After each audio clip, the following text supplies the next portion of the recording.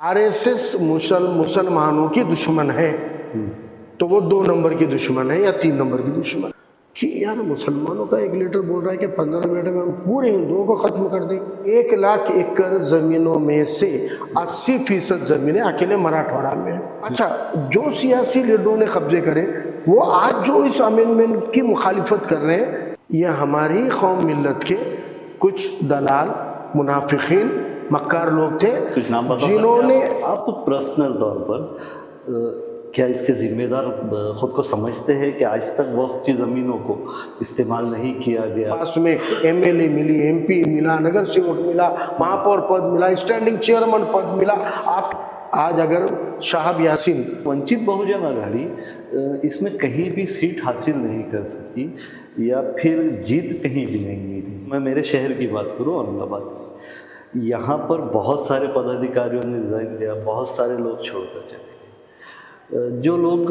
बहुत ज़्यादा मुद्दे उठाते थे ऐसे भी लोग आपके पास से छोड़ कर गए। मैं किसी के जाती फैसले की बात नहीं कर रहा हूँ, मैं ये कह रहा हूँ कि उस वजह से फर्क पड़ा है। नहीं, मुझे पंकज मंसूरे पे नहीं हो रहा है ना वर्क सर।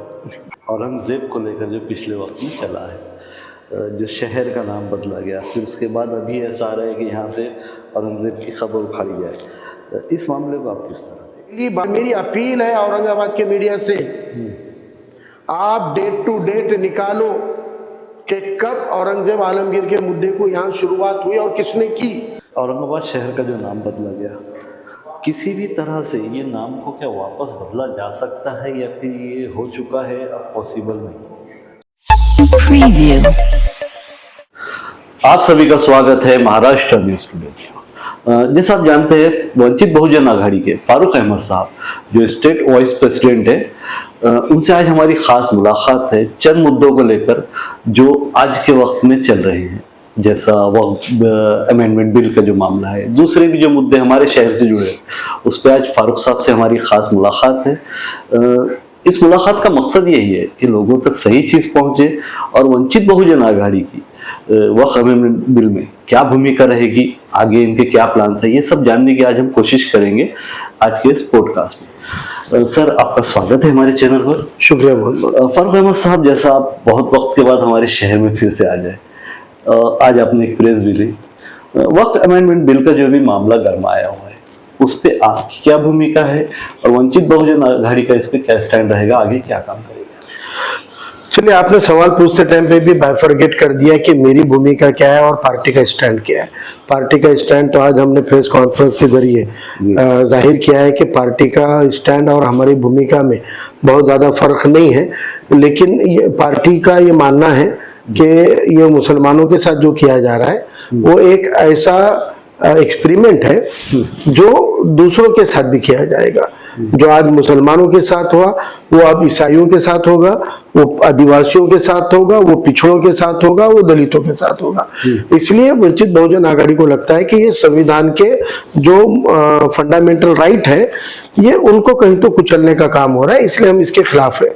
दूसरी बात कि ये एक्ट के अंदर जो 3 चीजें सबसे ज्यादा जिसकी मुखालिफत करनी चाहिए और जरूरी है, उसमें सबसे पहला है कि गैर मुसलमानों की हिस्सेदारी को लेकर आप कह रहे हैं कि कम से कम 2 मेंबर जो रहेंगे वो नॉन मुस्लिम रहेंगे, तो ये किसी भी मजहब के इसमें नहीं होना चाहिए ऐसा, क्योंकि वक्फ जो है वो मजहबी मामला है। लोगों ने अल्लाह की राह में जो चीज वक्फ कर दी तो अल्लाह यानी मजहब से जुड़ी हुई चीज है।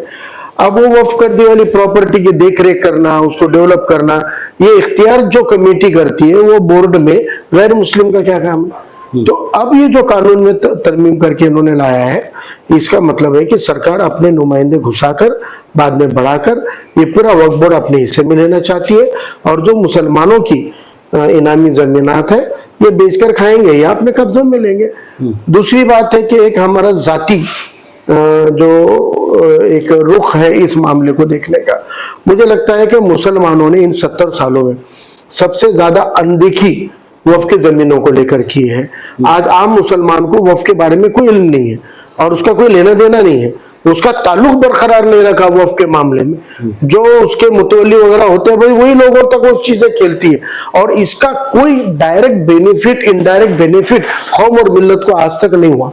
तो वक्फ की जितनी जमीन है, मुझे लगता है महाराष्ट्र में 1 लाख एकड़ से कुछ ज्यादा जमीनें महाराष्ट्र में है। 1 लाख एकड़ जमीनों में से 80% जमीनें अकेले मराठवाड़ा में है। अब इतना होने के बावजूद इस मराठवाड़ा में वक्फ के जमीनों का क्या हासिल, क्या बदला, क्या फायदा मराठवाड़ा के मुसलमानों को हुआ है? कुछ भी नहीं हुआ। और कुछ सियासी लीडरों ने कब्जे करे। अच्छा, जो सियासी लीडरों ने कब्जे करे वो आज जो इस अमेंडमेंट की मुखालिफत कर रहे हैं वो सेक्युलर पार्टी के लोग हैं। सबसे ज्यादा कब्जे तो उन्होंने किए क्योंकि इख्तिदार में वो लोग रहे।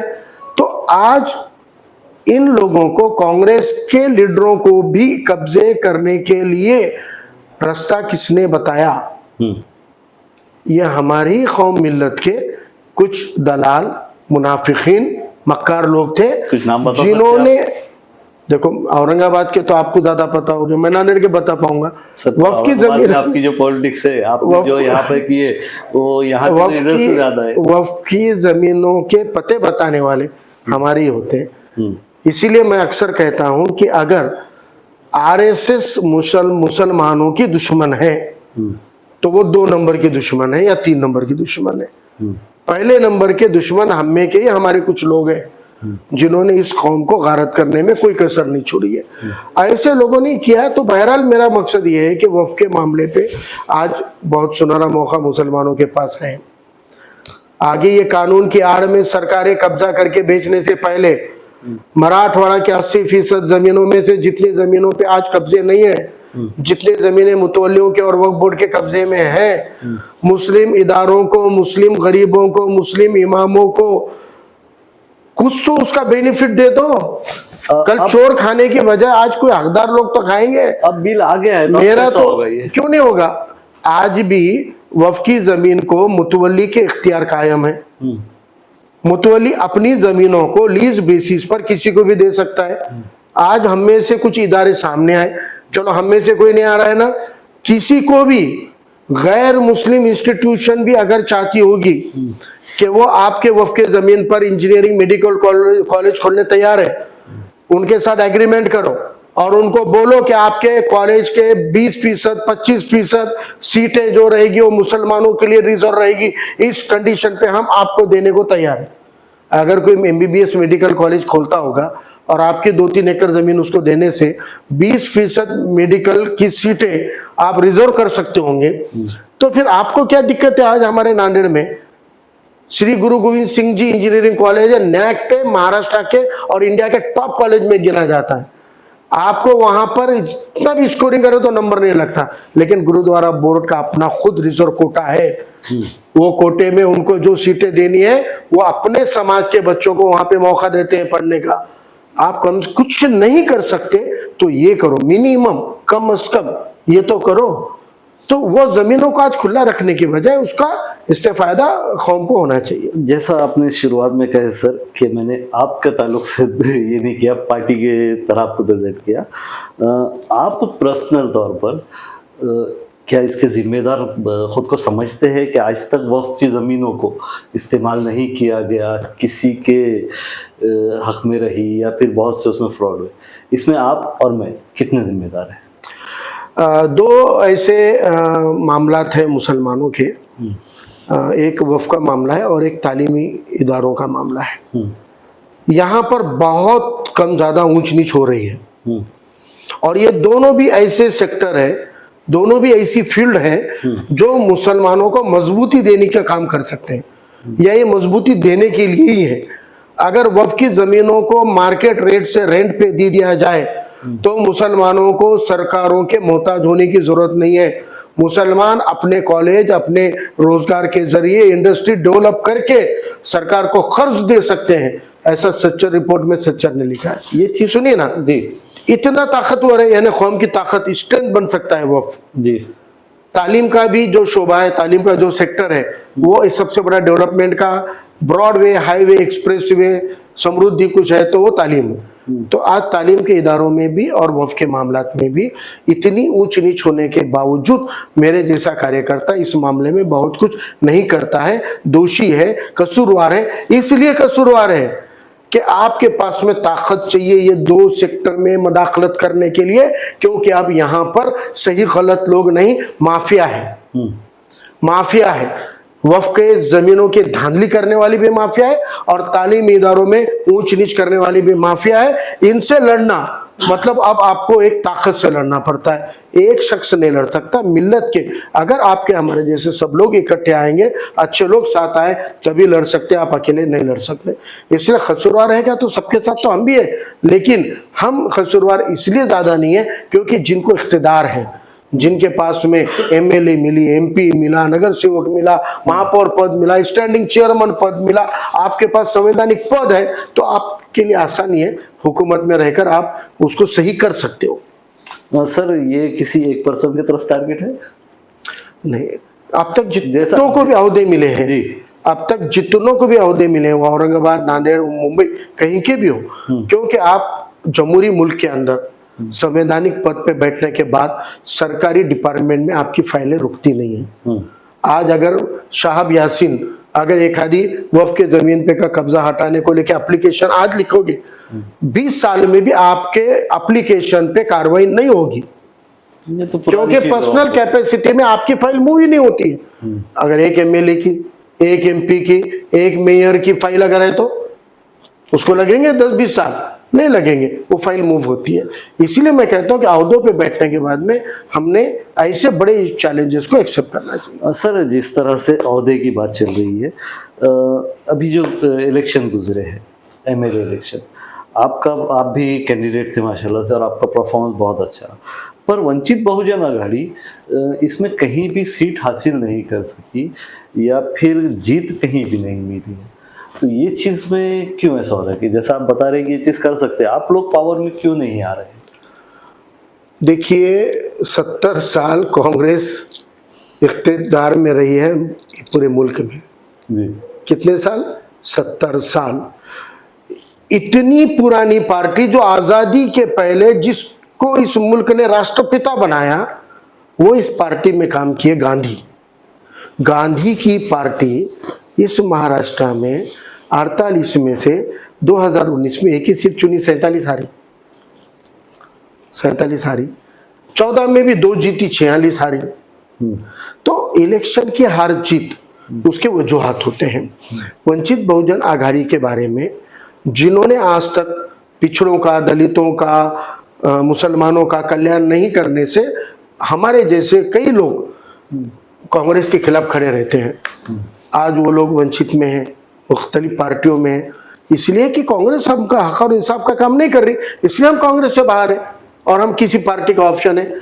इन पार्टियों को कामयाबी अगर मिल गई तो जो 14 में 2 और 19 में 1 ही सीट चुना के लाए थे, मुस्तकबिल में एक भी नहीं लाएंगे, उनका वजूद खतरे में आ गया बोलकर उन्होंने जो बी टीम के जैसे अफवाहें फैलाकर जो मिसगाइड किया है, जो गुमराह किया है, उसके नतीजों में मुमकिन है कि हार जीत।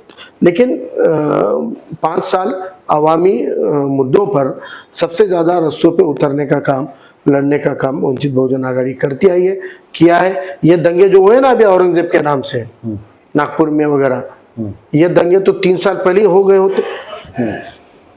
प्रकाश अंबेडकर साहब ने अगर हिम्मत दिखाकर उस वक्त दंगे नहीं रोके होते तो 2-3 साल पहले ही हो गए होते, लेकिन उन्होंने हिम्मत दिखाई और तब उन्होंने दंगों को रोका। हर वक्त उन्होंने दंगों को रोकने का काम किया। लेकिन अब फिर भी कौम और मिल्लत जहाँ कन्विंस नहीं हो पाती, वहाँ कंफ्यूज हो जाती है, और जब कंफ्यूज हो जाती है तो कांग्रेस के जैसे गुमराही का शिकार हो। सर पिछले जैसे आप बताए, आपके जो आंदोलन धरने वंचित के चले, मैं भी काफ़ी कवरेज किया उसका, वो चीज़ का मैं गवाही दे सकता हूँ। पर अभी जो हालात है, अगर मैं मेरे शहर की बात करूँ, औरंगाबाद की, यहाँ पर बहुत सारे पदाधिकारियों ने रिजाइन दिया, बहुत सारे लोग छोड़कर चले गए। जो लोग बहुत ज़्यादा मुद्दे उठाते थे, ऐसे भी लोग आपके पास से छोड़कर गए, उसकी क्या वजह रही? क्या वो वजह बनी है इलेक्शन? मैं आपको बताता हूँ कि आप शायद जी, आप मुझे ऐसे कोई बड़े 4 नाम भी नहीं दे पाएंगे, कोई बड़े 4 नाम भी नहीं दे पाएंगे जिनकी नोटिस की जा सके। और इतने बड़े मराठवाड़ा की राजधानी वाले औरंगाबाद जिले में इक्का दुक्का लोग अगर गए हैं तो उनके खुद के भी कुछ एम्बिशन होंगे, मफादात होंगे, उनका एजेंडा होगा और वो अपने एजेंडा के लिए गए होंगे। मुझे उसके ऊपर उनकी जाती फैसलों पर तरकीब नहीं करनी। किसी के जाती फैसले की बात नहीं कर रहा हूं, मैं ये कह रहा हूं कि उस वजह से फर्क पड़ा है। नहीं, मुझे लगता है कि आज की तारीख में तैयब जफर साहब वंचित में थे, वंचित में हैं। जावेद कुरैशी साहब वंचित में थे, वंचित में हैं। अफसर खान साहब वंचित में थे, वंचित में हैं। योगेश बन वंचित में थे, वंचित में हैं। बकले मामा वंचित में थे, वंचित में। पंकज बनसोड़े पे नहीं हो रहा है ना वर्क सर। देखो ये मैं खुद देखा हूं, मैं बोल रहा हूं, मैं आपकी जितनी वंचित साहब भाई किया नहीं किया। 20 नवंबर को इलेक्शन हुए हैं जी, एक महीना थोड़ा आराम करे नहीं करे तो फिर आपने देखा कि कुछ एक मामला चालू हो गया था। फिर उसमें से उभरे नहीं उभरे, रमजान शरीफ आ गए। अब रमजान से उभरे हैं, आ गए आज मैदान में। ईद होके हफ्ता भी नहीं हुआ, हम मैदान में आने वाले। लड़ने का काम आप बेफिक्र रहो। अच्छा, अभी लड़ने का काम वंचित बहुत बेहतर ढंग से करती है। अभी जो ये वक्त अमेंडमेंट बिल का है कि इसको लेकर कानूनी लड़ाई भी लड़ेंगे आप? हाँ, हमने आज प्रेस में कहा है कि तमिलनाडु के जैसे कई रियासतों ने कहा है कि हम हमारी स्टेट में उसको लागू नहीं करेंगे। वो स्टेट गवर्नमेंट के इख्तियार में आता है नहीं आता है वो अलग बात है, लेकिन महाराष्ट्र की गवर्नमेंट तो नहीं बोलेगी ना हम लागू नहीं करेंगे। तो हमने ये तय किया है, हमारे जो लीगल सेल है उन्होंने अली जनाब प्रकाश अम्बेडकर साहब के क़यादत में ये फैसला लिया है कि हम हाईकोर्ट में इस कानून के असंवैधानिक अनकॉन्स्टिट्यूशनल जो प्रोविजंस हैं उसके लिए अपील में जाकर कहेंगे हाईकोर्ट को कि आपके ज्यूरिसडिक्शन में ये कानून लागू नहीं होगा, इसके ऊपर आप सिक्का दो। अच्छा तो इंशाल्लाह हम वो हाईकोर्ट में लड़ेंगे। एक और मुद्दा था मुझे जिस पे आपसे बात करनी थी, खासतौर पे औरंगजेब को लेकर जो पिछले वक्त में चला है, जो शहर का नाम बदला गया, फिर उसके बाद अभी ऐसा आ रहा है कि यहाँ से औरंगजेब की खबर उखाड़ी जाए। इस मामले को आप किस तरह देखते हैं? 15 मिनट का स्टेटमेंट हुआ था निर्मल में, जो नरेंद्र मोदी को आरएसएस पीएम कैंडिडेट नहीं बनाना चाह रही थी। वो 15 मिनट के स्टेटमेंट ने मुल्क के हिंदू भाइयों को, हमवतन भाइयों को फिक्रमंद कर दिया कि यार मुसलमानों का एक लीडर बोल रहा है कि 15 मिनट में हम पूरे हिंदुओं को खत्म कर देंगे। क्या तैयारी होगी फिर मुसलमानों की, ऐसा उनको शक हुआ, भ्रम हुआ। और वो फ्रेम में हमने देखा कि पूरे मुल्क का माहौल पोलराइज हो गया और वो जो भी होना था हुआ। उसी तरह औरंगजेब आलमगीर का मुद्दा पिछले 20 सालों में जो भी एक ठंडे बस्ते में चला गया था, इसको जिंदा करने का काम किसने किया, इसकी तफ्तीश करने की जरूरत है। जिन्होंने भी इस मुद्दे को अब प्रेजेंट सिचुएशन में हवा दी, वो कौन है? हवा देने से मतलब आपका मतलब किस तरह से हवा दी गई? पहली बार न्यूज चैनलों पर औरंगजेब इस इशू के ऊपर डिबेट, चर्चाएं और बवाल कब मचा, किसके आने से बचा, किसके कुछ कहने से बचा। आज टाइमिंग होती है, हर चीज की टाइमिंग होती है। आज हम देख रहे थे कि यहाँ पर भी 14 में सेंटर में भी बीजेपी के जैसी तासुब भरी हुकूमत है। महाराष्ट्र में भी बीजेपी की 14 से 19 तासुबियत वाली हुकूमत रही। 19 में 2.5 साल के लिए उद्धव ठाकरे की भी शिवसेना की हुकूमत रही। वो शिवसेना भी तासुबियत से भरी नहीं है, ऐसा नहीं बोल सकते। कांग्रेस के अलायंस में गई मतलब अब 100% हो गया, ऐसा तो नहीं था ना। शिवसेना का सीएम रहते हुए उस चर्चा को शुरुआत किसने किया? आपके औरंगाबाद शहर से शुरू हुआ, आप निकालो। अब मुझे लगता है कि पत्रकारों ने भी रेडीमेड प्रेस नोट का जर्नलिज्म बंद करना चाहिए। ये दौर जो है ये चैन अमन का दौर नहीं है, इनकलाब का दौर है। आप रोज हमले मजलूम बन गए हो, तुम मजलूम कौम के सहाफी हो, तुम इख्तिदार वाले कौम की सहाफत नहीं कर रहे हो, तुम मजलूमों की सहाफत कर रहे हो। तो आप मजलूम के सहाफी को, मजलूमों के टीचर को, मजलूमों के वकील को जिम्मेदारी से रहने की जरूरत है। मजलूमों के लीडर को, मजलूमों के उलमाओं को भी और ज्यादा जिम्मेदारी से रहने की जरूरत है। अब मुझे लगता है कि ऐसे वक्त में आप लोगों को भी अब शोध पत्रकारिता करनी पड़ेगी, आपको भी सर्च करना पड़ेगा। और मेरी अपील है औरंगाबाद के मीडिया से, आप डेट टू डेट निकालो कि कब औरंगजेब आलमगीर के मुद्दे को यहां शुरुआत हुई और किसने की। वो इसलिए निकालो कि आइंदा आप उनके बहकावे में आकर अब तीसरा कोई मुद्दा ना निकालो। जितने ऐसे मुद्दे निकाले जाएंगे आप और ज्यादा मजलूम बनाए जाओगे। आप इख्तिदार में आने के जैसे इत्तेहाद के ये रहे नहीं। अब हमारे अंदर वो मुत्तहिदा कोशिशें करने की सलाहियतें कम हो गई है। हम इत्तेहाद की तरफ है नहीं। हमने जिन समाज के वोट लेके चुन के आए उस समाज को हाशिए पे छोड़ दिया। हमने जिसके इत्तेहाद से चुन के आए उनके साथ अलायंस तोड़ दिए। तो ये सारी चीजें जो है मुझे लगता है कि बहुत कौम के नुकसान पहुंचाने वाली हो रही है। और अब इस वक्त नौजवानों को, साफ सुथरे अच्छे किरदार के नौजवान, पढ़े लिखे नौजवान, सूझबूझ वाले नौजवान जो सियासत से दूरी बनाए रहते हैं, मैं उनसे अपील करता हूं कि आप किसी लीडर की भक्ति करने के बजाय, मुरीद बनने के बजाय, आप अपने कौम और मिल्लत के लिए, मिल्लत और कौम और मुल्क के मफाद के लिए आप लोग सामने आइए, राजनीति से जुड़िए। जो पार्टी आपके हक में काम कर रही है उस पार्टी में जाओ। मैं नहीं कहूँगा कि आप अकेले वंचित में आओ। हर कौम के अंदर एक किसी पार्टी की वोट बैंक नहीं बननी चाहिए, हम पहले से बोलते हैं। मुसलमानों ने एक पार्टी के अंधी वोट बैंक नहीं बनना चाहिए, अक़लियतों ने नहीं बनना चाहिए। आपका खुद का पॉलिटिकल एजेंडा रखो, आपका एजेंडा बनाओ। कांग्रेस की वोट बैंक बनना, मजलिस की वोट बैंक बनना, फला पार्टी की, समाजवादी की वोट बैंक बनना बंद करो। आपका एजेंडा बनाओ। आपके जिले के, आपके रीजन के, आपके रियासत के इश्यूज क्या है, कौम के, नौजवानों के, तालीम के, रोजगार के इश्यूज क्या है, हमारे तहफ्फुज़ के कौन कौन से मामलात है, ये अपने एजेंडा पे लाओ। आपके एजेंडा पे जो तुम्हारे साथ खड़ा है उसके साथ जाओ। आप किसी एक पार्टी की अंधी वोट बैंक मत बनो। अब तक इन 1980 से लेकर अब तक हम पूरी तरह सियासी तौर पे नाकाम हुए हैं। मैं इसको, ये जो कुछ भी हमारे साथ हो रहा है, मैं इसे ना तो दीनी शिकस्त मानता हूं, ना समाजी शिकस्त मानता हूं, ना इसको मैं तालीमी शिकस्त मानता हूं। मुझे लगता है कि ये 1980 से 2025 तक इन 45 सालों में मुसलमान को बार बार जो शिकस्त मिली है वो सियासी शिकस्त मिली है। सियासी पॉलिसियों के ऊपर और सियासी एजेंडा पर मुसलमान जितने जल्दी काम शुरू करेंगे उतने जल्दी उनके मसले मरहले हल होना चालू होंगे। अच्छा सर, जैसा आप नौजवान की बात की है, पर आज का अगर देखा जाए तो नौजवान नशे में मुब्तला है। पूरे हमारे अगर शहर औरंगाबाद की बात की है या नांदेड़ की भी बात की है तो बहुत ज़्यादा नशा बढ़ गया है। उन नौजवानों को क्या मैसेज देंगे आप?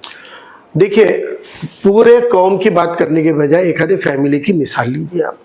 जिस फैमिली में एक बच्चा खाली अगर नशे का आदी हो गया है तो हम जांच करते हैं कि ये क्यों बिगड़ रहा है, ये नशे का आदी क्यों हुआ है। इसकी सोहबत खराब है, या माँ बाप की तवज्जो कम पड़ गई है, या भाई भाई की बन नहीं रही है, या दोस्तों के लत में वो हो रहा है, और हम उसकी वजह को ढूंढकर उसको दूर करते हैं और उसको मजीद तरबियत से सुधारने की कोशिश करते हैं। मुझे लगता है कि सोसाइटी के जो वालिदैन हैं, जो पेरेंट्स हैं, जो रहनुमा हैं, जो उसको तरबियत कर सकते हैं, जो उसकी इस्लाह कर सकते हैं, वो जितने भी लोग हैं उनको चाहिए कि अपने सोसाइटी पे तवज्जो दो। मैं हर माँ बाप को अक्सर कहता हूँ, अपने घर में अपने बच्चों से सीधे बात करो। आप उनको पढ़ा सकते तो पढ़ाओ, नहीं पढ़ा सकते तो पढ़ाओ मत, लेकिन कम से कम बाजू बिठा के उनको पूछो क्या चल रहा, स्कूल में क्या हो रहा, बस्ता बताओ, क्या लिखे थे बताओ।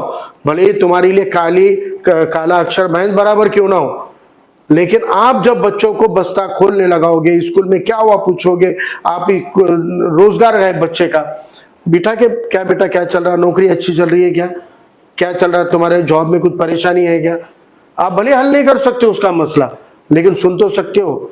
डायलॉग बढ़ाओ। अगर माँ बाप अपने बच्चों के साथ डायलॉग बढ़ाएंगे, अगर गली मोहल्ले के बुजुर्ग अपने मोहल्ले के नौजवानों के साथ डायलॉग बढ़ाएंगे, ये सब मसलों का हल निकलता है। लेकिन अगर डायलॉग नहीं रखोगे, आप उनकी अनदेखी करोगे, तो मुझे लगता है कि और ज़्यादा नुकसान में आएंगे। अच्छा सर, आखिर में औरंगाबाद शहर का जो नाम बदला गया, एज अ पॉलिटिशियन आपको ये चीज़ का तजुर्बा बहुत ज़्यादा है, जहाँ तक मैं आपको जानता हूँ, किसी भी तरह से ये नाम को क्या वापस बदला जा सकता है या फिर ये हो चुका है, अब पॉसिबल नहीं है?